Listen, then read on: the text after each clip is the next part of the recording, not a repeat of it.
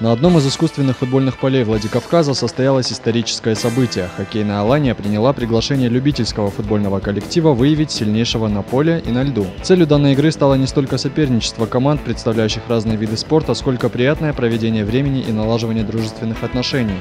Идея возникла благодаря турниру по боулингу, который был недавно, проводил бойцовский клуб Аланы, и там были команды с разных сфер, там и мы представляли хоккей, и футболисты, и вот возникла такая идея, почему бы нам не поиграть не только в боулинг, а еще и в хоккей.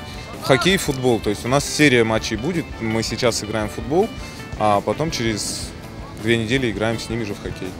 Коллектив, выступающий в лиге любительских команд «Шахтер Садон», к этой игре особо не готовился. Игроки в этот день уже провели очередную встречу в рамках ЛЛК и были заметно уставшими. Немаловажную роль в конечном результате сыграл и тот фактор, что игра проводилась на мини-футбольном поле, а не на обычном, где привыкли играть футболисты. Тем не менее, настрой перед игрой у ребят был боевым.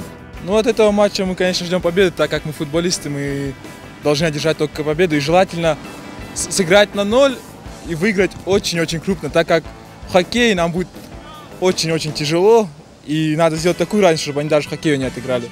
Я считаю так, что хоккейный клуб Алания играет во все виды спорта, ничуть не хуже, чем в хоккей. За исключением наших противников. Сначала мы их обыграем в футбол, а потом еще и в хоккей. После таких прогнозов каждой из команд необходимо было решать поставленные задачи, кому-то забивать больше мячей, а кому-то стараться пропустить перед ответной встречей как можно меньше голов. Но на деле все получилось совсем не так, как ожидали зрители. Хоккейная Алания с первых минут обозначила свое стремление идти в атаку и использовать любой момент для удара. Им удалось оказать футболистам достойное сопротивление и в течение всей игры отвечать острыми моментами на опасные выпады соперников. После первого тайма один из игроков садонского «Шахтера» признался, что подвели стереотипы. Он ждал от хоккеистов не техничный, а силовой футбол. Удивил соперник, думал, жестче будет играть, все-таки хоккеисты, я думал, жесткая игра будет, а играет очень нормально, без грубости.